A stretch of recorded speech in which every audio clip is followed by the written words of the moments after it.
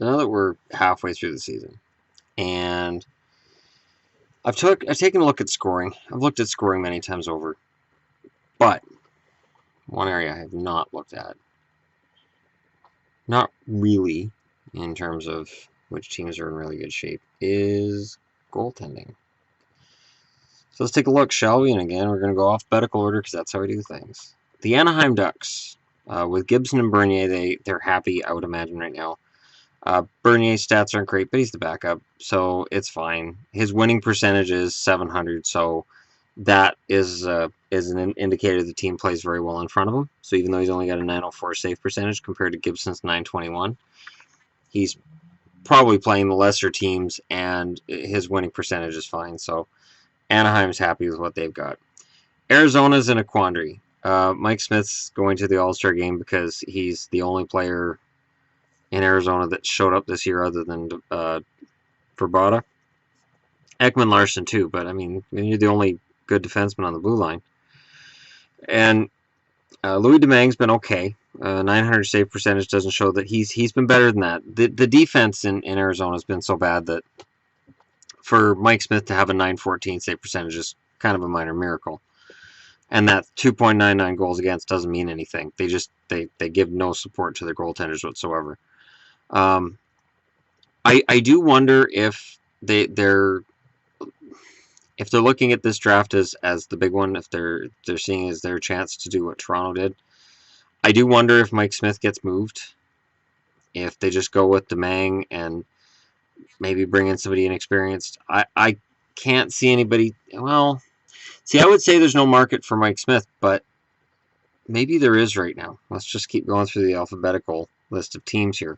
The only goaltender the Bruins have that even matches the statistical qualifications to be on the charts is Tuukka Rask. Their other goalies haven't played enough games to qualify for any postseason awards or anything, which is good because their other goalies haven't been any good. Tuukka has been very good. He's been down lately. The 919 save percentage shows he's dropped quite a bit over the last few weeks. And when he's sagged, the Bruins, they had a couple games where they made up for it, but then they've just fallen apart since then. The loss to the Islanders and then last night's collapse against Detroit. And yeah, it doesn't look good if you're a Boston fan right now. Buffalo. Weird situation in Buffalo. So Lehner gets pulled out in the game between Toronto and Buffalo when it's 3-2. And Lehner loses it. Lehner's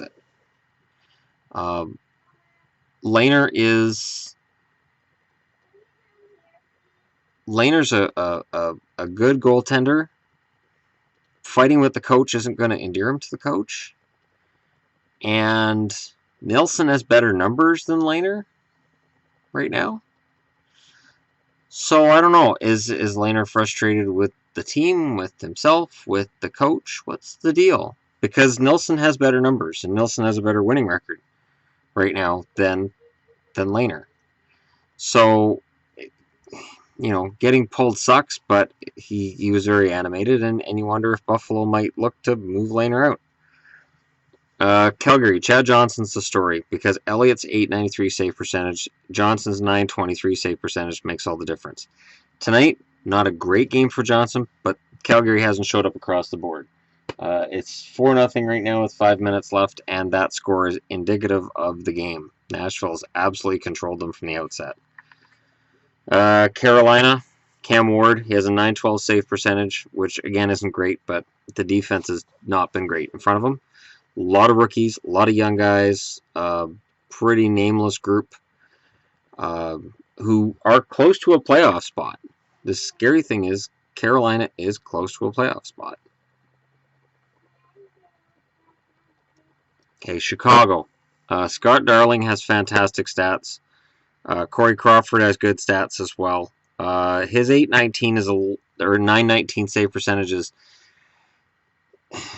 It's borderline in terms of him being a top 10 goalie right now, and I say that knowing that Blackhawks fans are gonna flame me for it. But there's so many good goaltenders in the league right now. Like the goaltending right now is fantastic, which is why when a goalie has a down period like Carey Price has lately, it's really magnified. Really, really magnified because the goaltending has been so spot on all across the NHL. And Scott Darling is a fantastic goaltender. I honestly, I believe was it last year or the year before that Scott Darling almost stole the job from Corey Crawford in the playoffs, and I was completely okay with it. Darling is a very good goaltender. It reminds me of the same as what Ronta was when Chicago let go of Ronta. Colorado. Chet Pickard is the better goalie here. Varlamov's 898, Pickard's 902. Very, very minor difference in save percentage, but Pickard, in games I've watched, I like him better. Calvin Pickard is, I believe, a better goalie than Semyon Varlamov. I just believe that.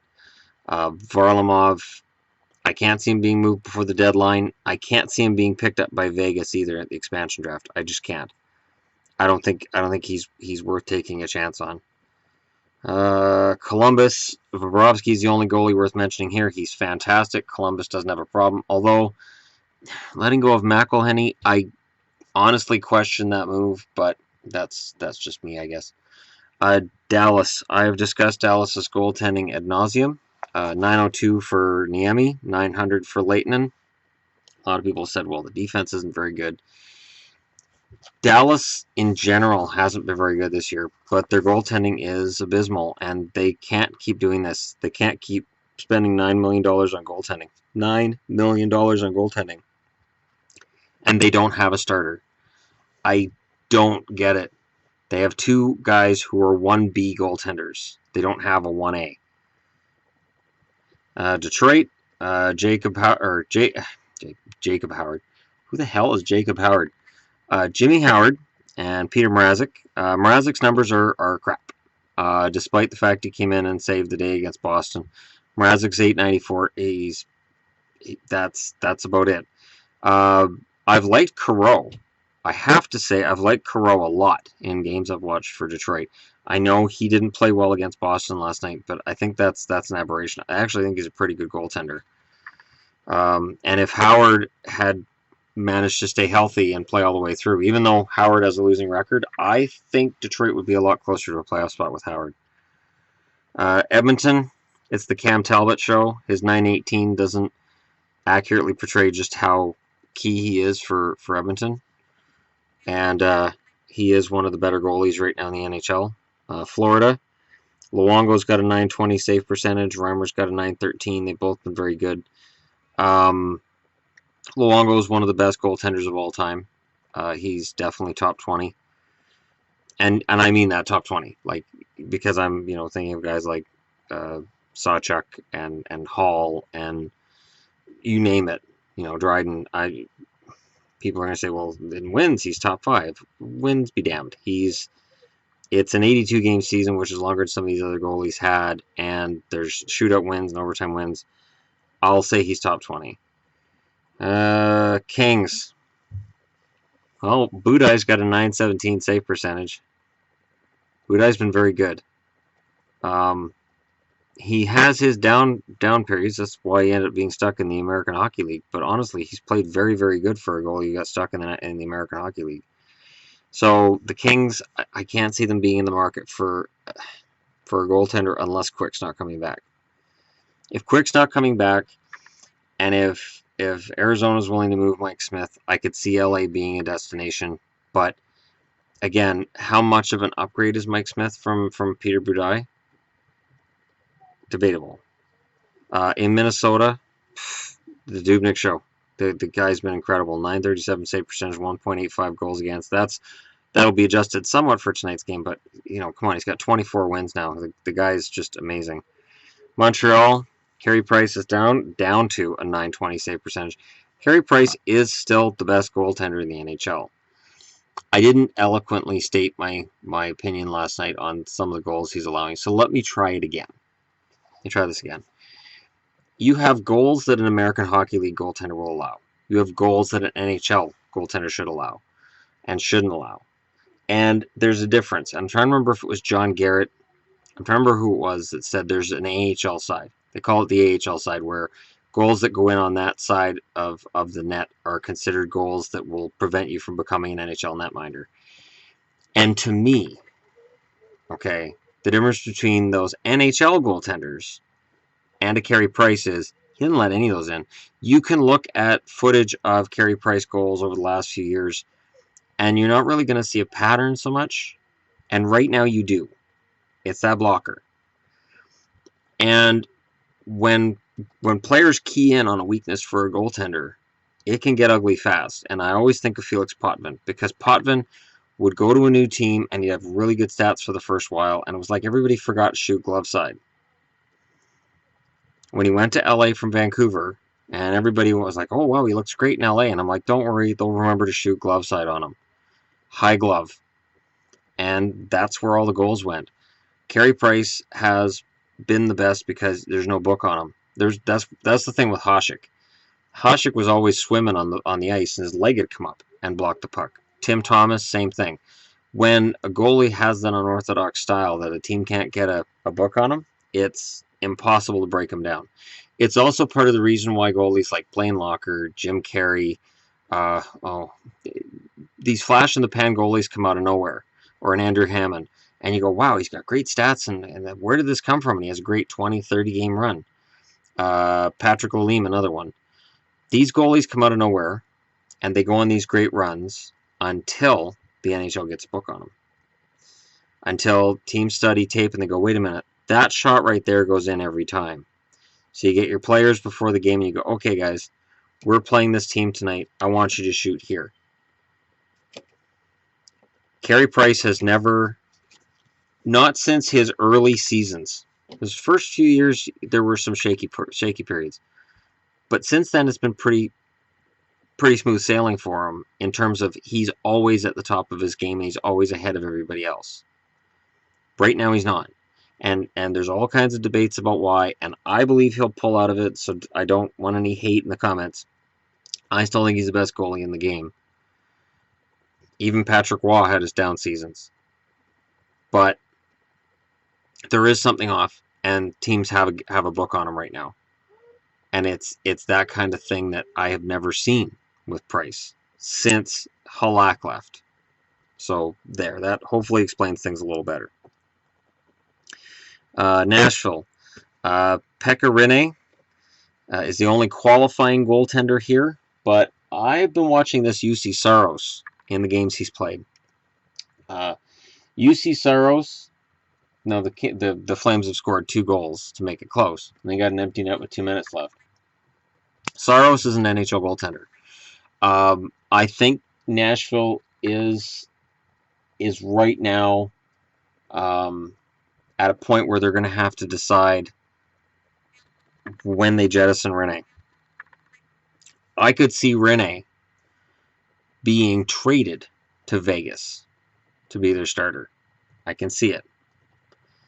If Nashville can come up with a game plan here, and if they believe in Saros as much as I think they should, I think UC Saros is a very good goaltender.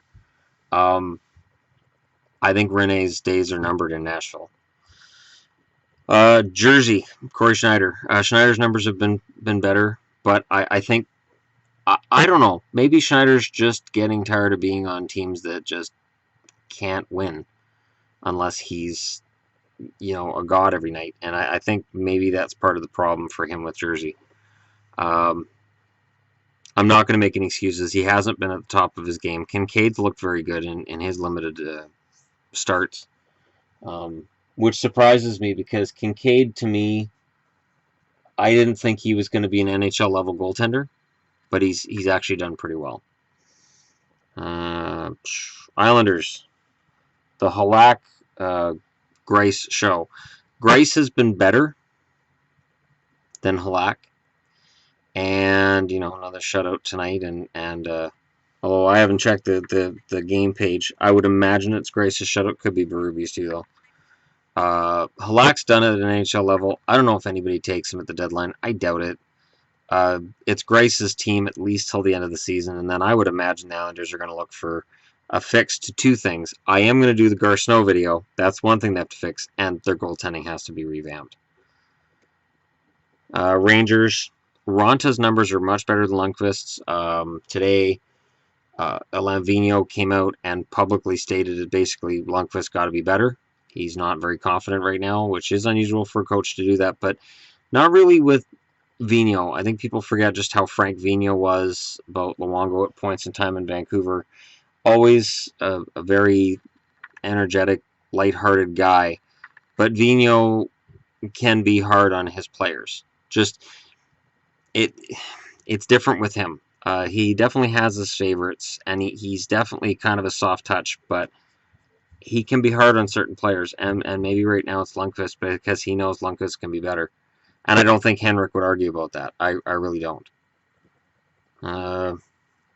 Senators. So you've got Craig Anderson, who's not able to play every game because of his wife's current issues with her battles. He's got a .924 save percentage, 2.46 goals against. Condon, 2.42 goals against, .915 save percentage. Condon has been very good. And they both have a good winning percentage. And I think where the Senators are setting themselves up right now is pretty advantageous. They could potentially get home ice in the first round. Whether it's Toronto or Boston that ends up getting that third spot, who knows? But I think Ottawa could be in a spot where they, at the very least, should be able to make the second round. And then Philly. Oh, Philly. Mason's 897 isn't going to cut it. Neuwirth has had his chances and hasn't been able to make it. Philly is a disaster between the pipes. Pittsburgh, Matt Murray, it's his team. He's got a .917 save percentage, .789 winning percentage. Marc-Andre Fleury, .904 save percentage, .650 winning percentage. I can't see Fleury being tradable right now. I don't know. Maybe you guys can tell me where you think Fleury goes, but I don't think he's tradable. I just don't. I think he's just going to wait, and he's going to being taken in the expansion draft. Maybe. Martin Jones in San Jose is the San Jose Sharks. I don't see him as being worthy of the All-Star team ahead of Cam Talbot, but he is full value in San Jose. And how much better would LA's season be going right now if they kept Jones as a backup and he was getting exposure as a starter right now while Quick is hurt? And I say that knowing Budai's had really good stats too. St. Louis. So the reason I did this video tonight, St. Louis. So Jake Allen gets pulled twice in the same game. Allen is shot. Jake Allen right now he's done. His season's over. He is a shell of what he was last year. St. Louis is kind of a mess in front of him. Carter Hutton hasn't been the backup that he needs. I think if St. Louis had the cap space, I think looking at getting Elliott back out of Calgary and seeing if they can recreate something there would be smart. But while I think Calgary would be willing to listen to offers on Elliott, I don't know that St. Louis would make that move. Because, salary caps being what salary caps are, I don't think it's that easy for them. Tampa. Bishop's been getting better. 910 save percentage right now, 2.64 goals against.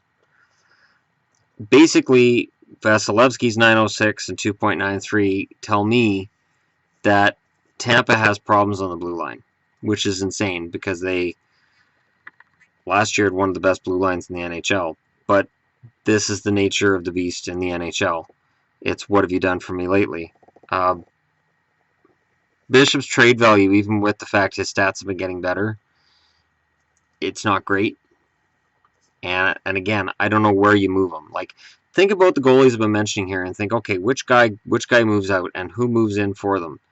It is hard to find a team right now that is in the market for a goaltender that matches with a goaltender that might be available.